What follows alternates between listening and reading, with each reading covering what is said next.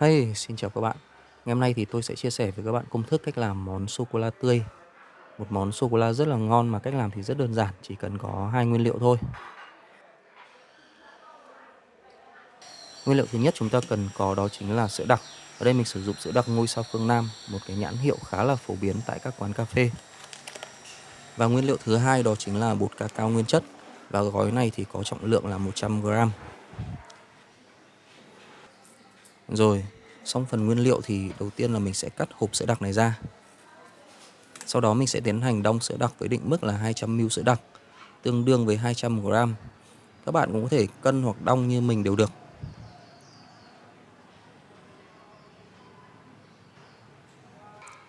Sau đó thì chúng ta rót toàn bộ sữa đặc ra một chiếc hũ thủy tinh, để sau đây thì mình sẽ tiến hành trộn sữa đặc với cả bột cacao. Cái phần bột cacao ấy thì mình sẽ sử dụng chiếc vật lọc này để dây bột, để bột được mịn hơn. Mình sẽ cho 2/3 gói bột cacao vào trước. Sau đó thì mình sẽ cho nốt cái chỗ còn lại sau. Tóm lại là mình sẽ rắc bột và trộn bột từng chút một để đảm bảo bột hòa trộn hoàn toàn với cả sữa đặc các bạn nhé.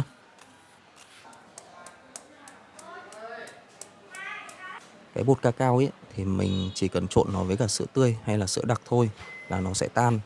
Chứ các bạn cũng không cần phải đưa lên bếp để đun nấu hay là làm nóng nó làm gì đâu. Cái phần sữa đặc thì mình muốn ngọt nhiều hay ngọt ít thì các bạn gia giảm sao cho hợp khẩu vị. Thông thường thì ta sẽ có cái tỷ lệ tiêu chuẩn là cái lượng sữa đặc gấp 2 lần so với lượng bột cacao. Còn nếu như mà các bạn muốn không ngọt ý, thì các bạn thay 200 ml sữa đặc bằng 200 ml sữa tươi không đường. Rồi mình cũng tiến hành trộn các bước giống như này là đảm bảo là ăn nó đắng lè luôn. Sữa tươi hay sữa đặc thì đều là sữa lạnh là tốt nhất. Xong thì cứ thế trộn vào bột cacao thôi. Phần nguyên liệu thì các bạn chỉ cần lưu ý giúp mình là mình nên sử dụng cái loại bột cacao nguyên chất không có đường ấy các bạn nhé.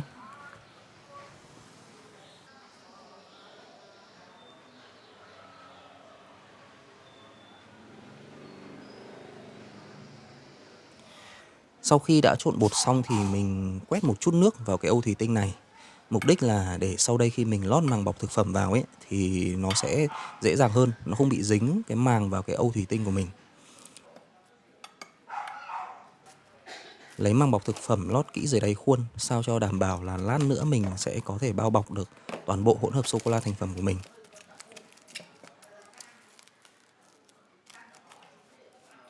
Sau đó thì mình múc sô cô la cho vào khuôn. Nó rất là dính ấy, cho nên là chắc chắn các bạn không muốn đụng vào nó đâu.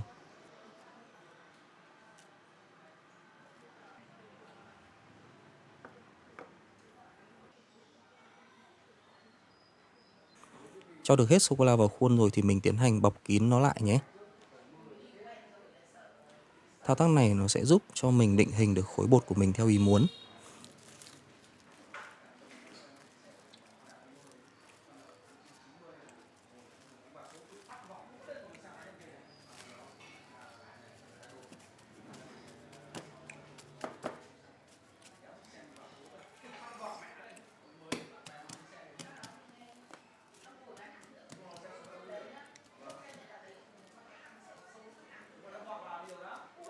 Sau đó thì ta tiến hành đưa sô cô la vào ngăn đông tủ lạnh và để trong thời gian từ 2 đến 3 tiếng.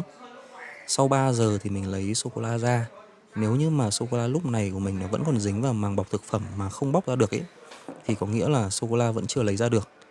Thì lúc này các bạn hãy tiếp tục cấp đông cho đến khi nào mình có thể bóc lớp màng ra khỏi khối sô cô la một cách dễ dàng. Thì cái sô cô la của mình lúc này đã đạt các bạn nhé.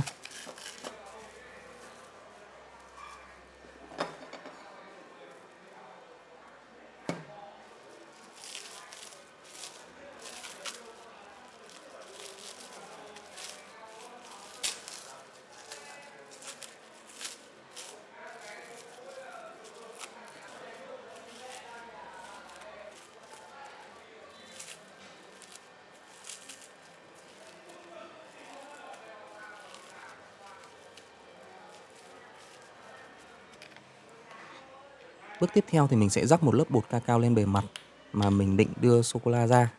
Các bạn nhớ nhé, nếu như mà không rắc cái lớp bột này ấy, thì cái sô cô la nó sẽ dính bết luôn xuống dưới nền, không lôi lên được là lúc đấy khóc luôn đấy.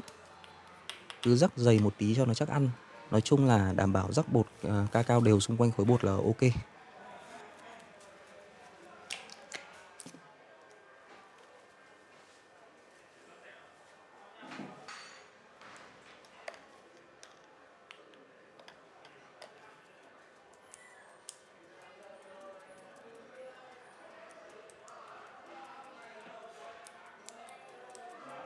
Sau đó thì mình lấy tay nắn nắn xoa xoa một chút để định hình lại khối bột, rồi tiến hành cắt bột thành từng miếng nhỏ thôi. Các bạn có thể sử dụng dao để cắt cũng được luôn. Ở đây thì tôi có cái con dao cắt bột xịn sò này cho nên là tôi cũng chẳng tội gì mà không sử dụng.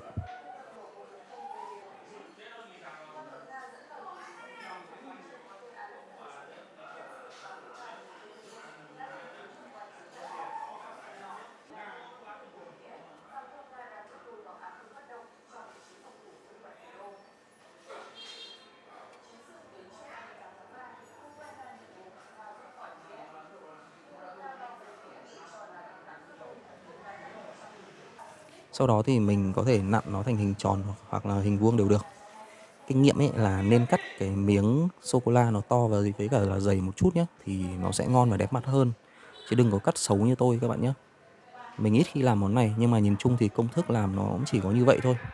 Nếu thấy video hay đừng quên like, share và đăng ký kênh các bạn nhé. Xin chào và hẹn gặp lại các bạn trong những video tiếp theo.